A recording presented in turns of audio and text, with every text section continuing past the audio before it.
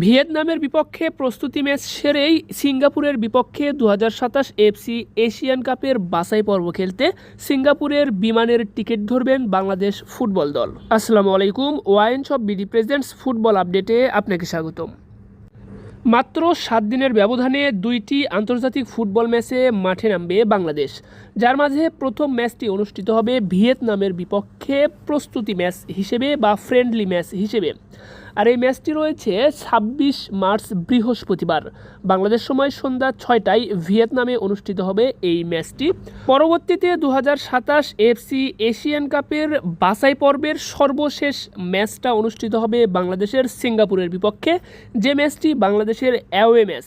আর এই ম্যাচটি 31 মার্চ বৃহস্পতিবার অনুষ্ঠিত হবে সিঙ্গাপুরের মাটিতে। ম্যাচটা শুরু হবে বাংলাদেশ সময় সন্ধ্যা 6টায়। মূলত 2027 এফসি এশিয়ান কাপের বাছাই পর্ব হিসেবে বাংলাদেশ সহ প্রত্যেকটা দল 6টা করে ম্যাচ খেলার কথা। তারই ধারাবাহিকতায় ইতিমধ্যেই প্রতিটি দল ও বাংলাদেশ সকলেই 5টা করে ম্যাচ খেলে ফেলেছে, যেখানে বাংলাদেশের পঞ্চম ম্যাচটা ছিল 18ই নভেম্বর 2025 ইন্ডিয়ার বিপক্ষে। ঘরের মাটিতে ইন্ডিয়াকে 1-0 গোলের ব্যবধানে হারিয়েছিল বাংলাদেশ। ইন্ডিয়াকে 1-0 গোলের ব্যবধানে হারানোর পরে বাংলাদেশের ফুটবল ভক্তদের মনে স্বপ্ন জেগেছিল 2027 এএফসি এশিয়ান কাপে অংশগ্রহণ করতে পারবে কিনা বাংলাদেশ। তবে দুঃখজনক হলেও সত্য যে বাংলাদেশের পক্ষে কোনোভাবেই সম্ভব নয় 2027 এএফসি এশিয়ান কাপে অংশগ্রহণ করা বা কোয়ালিফাই করা।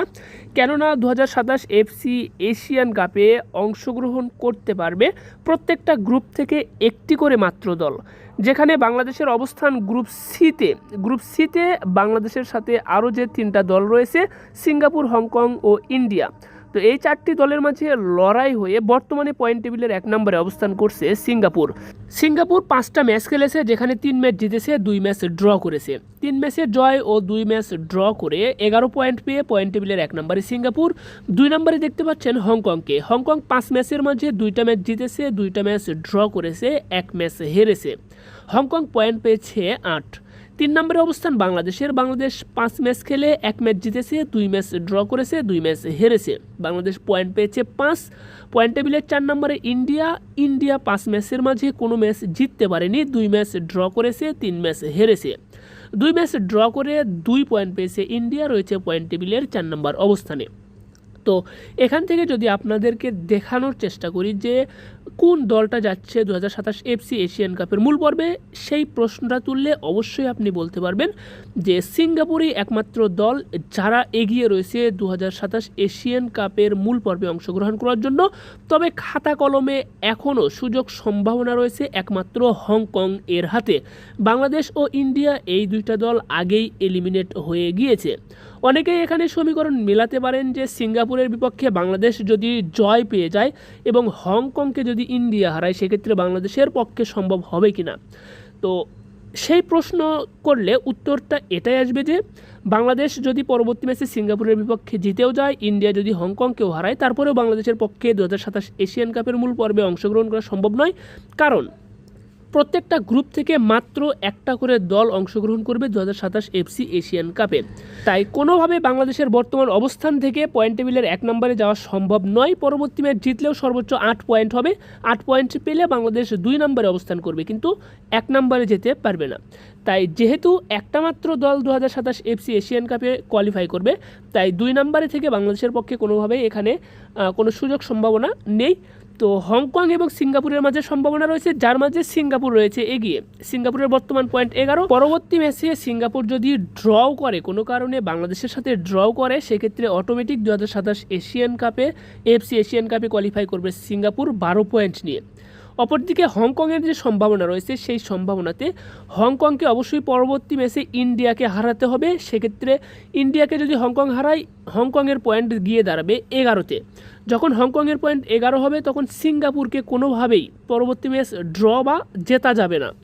তখন বাংলাদেশকে অবশ্যই জিততে হবে সিঙ্গাপুরের বিপক্ষে। সেই ক্ষেত্রে গোল ব্যবধানের হিসাবে হংকং এবং সিঙ্গাপুরের মাঝে একটি দল যাবে 2027 এফসির এশিয়ান কাপের মূল পর্বে। তো বাংলাদেশের পক্ষে সিঙ্গাপুরের মাটিতে গিয়ে সিঙ্গাপুরকে হারানো অনেকটাই কঠিন শক্তিমত্তার দিক বিবেচনা করে।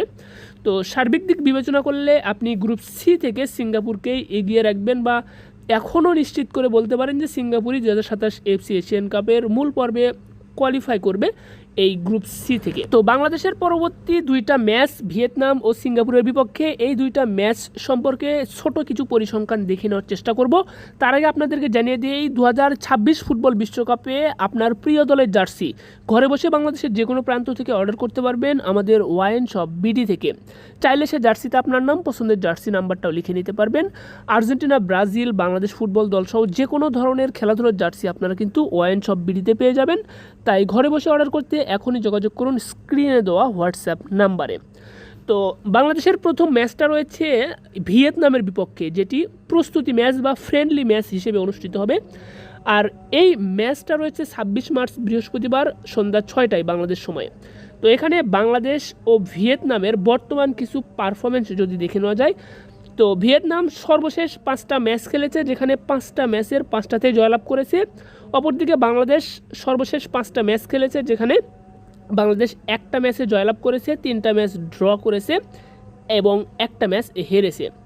একই সাথে যদি সিঙ্গাপুরের সর্বশেষ 5টা ম্যাচের ফলাফল দেখে নেওয়া যায়, সেখানে সিঙ্গাপুর 3টা ম্যাচে জয়লাভ করেছে, 1 ম্যাচ ড্র করেছে এবং 1 ম্যাচ হেরেছে। সার্বিক দিক বিবেচনা করলে ভিয়েতনাম রয়েছে সবার এগিয়ে, এরপরে সিঙ্গাপুর, তারপরে বাংলাদেশ।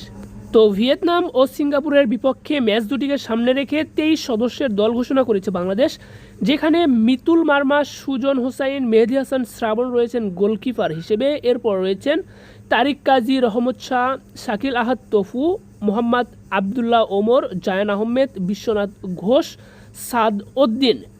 এরপর রয়েছেন সৈয়দ কাজেম শাহ, শেখ মোরসালিন, জামাল ভুইয়া, সোহেল রানা, মোহাম্মদ হৃদয়, সামিদ সোম, হামজা চৌধুরী, আরমান ফয়সাল আকাশ, সুমন রেজা, ইমন শাহরিয়ার, ফয়সাল আহমেদ ফাহিম, ফাহমিদুল ইসলাম ও মিরাজুল ইসলাম। এই 23 সদস্যের দল ঘোষণা করেছে বাংলাদেশ ফুটবল দল, যেখানে জায়গা হয়নি কিন্তু অন্যতম সেরা গোলকিপার আনিসুর রহমান জিকো, যিনি কিন্তু দক্ষিণ এশিয়ার সেরা গোলকিপার হিসেবেও কিন্তু পুরস্কার জিতেছিলেন।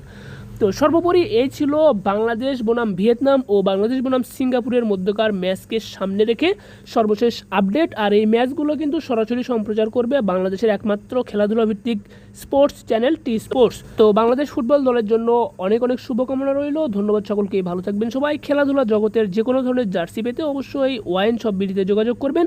ওয়াইন শপ বিডি আমাদের নিজস্ব একটি প্রতিষ্ঠান, যেখানে আপনার নিজের নাম, নাম্বার, লোগো, স্পন্সর সহ আপনার দলের জন্য কাস্টমাইজ জার্সিও বানিয়ে নিতে পারবেন। কিন্তু এছাড়াও আর্জেন্টিনা, ব্রাজিল সহ ফুটবল বিশ্বকাপের যে কোনো ধরনের জার্সি, সেই সাথে আপনি ক্রিকেটের জার্সিও কিন্তু আমাদের কাছে পেয়ে যাবেন। তাই জার্সি জগতের যে কোনো সার্ভিস পেতে স্ক্রিনে দেওয়া হোয়াটসঅ্যাপ নাম্বারে যোগাযোগ করুন ওয়াইন শপ বিডিতে।